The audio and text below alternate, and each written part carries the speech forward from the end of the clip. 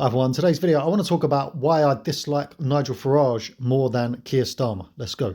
Okay, so most people in this country truly despise Keir Starmer. And it's understandable, he's a globalist weft puppet and he's probably the worst Prime Minister in British history.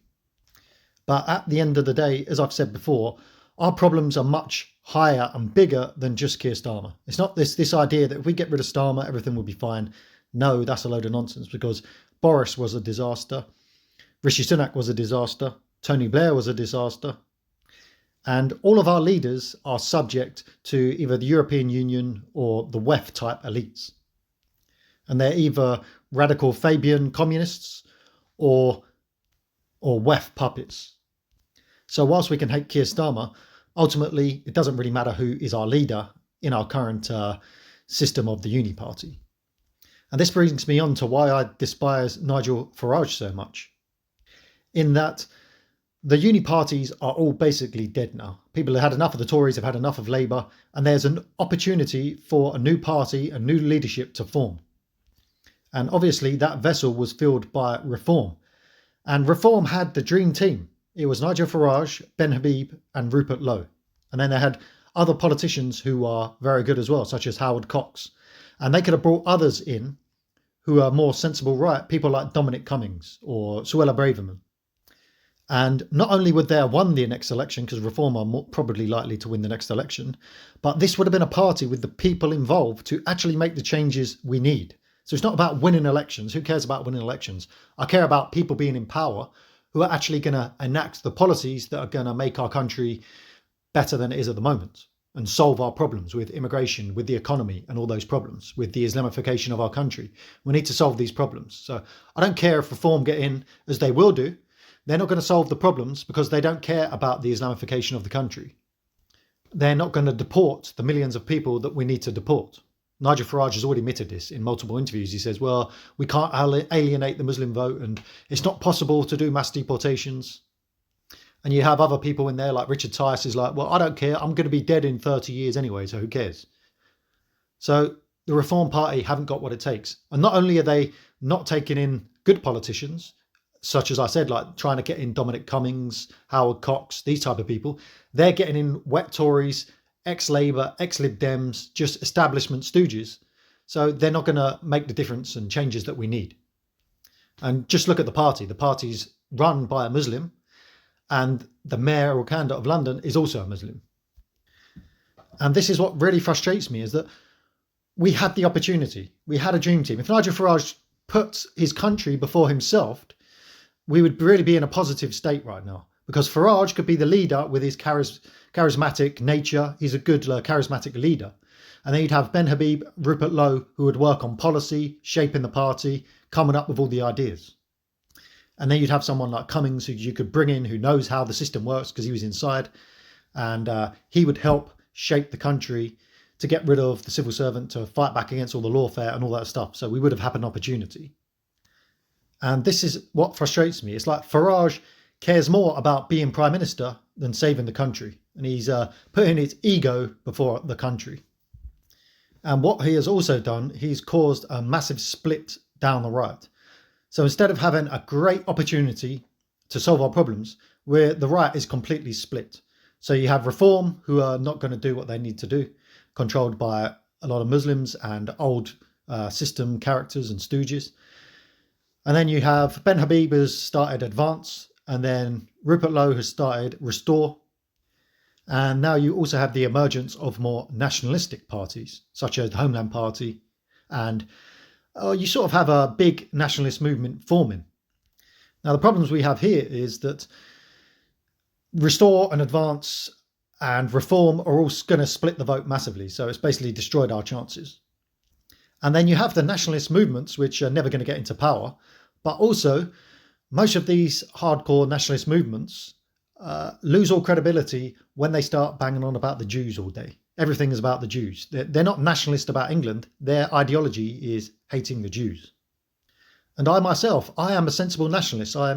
You would even call me an ethno-nationalist. I want England, white English people, to be restored to the massive demographic, maybe 95% of this country. So I am an ethno-nationalist, but every time I check out these ethno-nationalists on YouTube, Every one of the influencers is obsessed with Israel and the Jews. And their ideology is not about making England better, it's about hating Israel and the Jews. Because if you don't truly despise them, you could criticize them. I criticize them sensibly if I have a problem with certain things that Israel or Jews may do. But unless you truly despise them and you believe all these whack job theories like Candace Owens talks about, then you're thrown out of the nationalist movement. And this is something that Peter North has spoke about.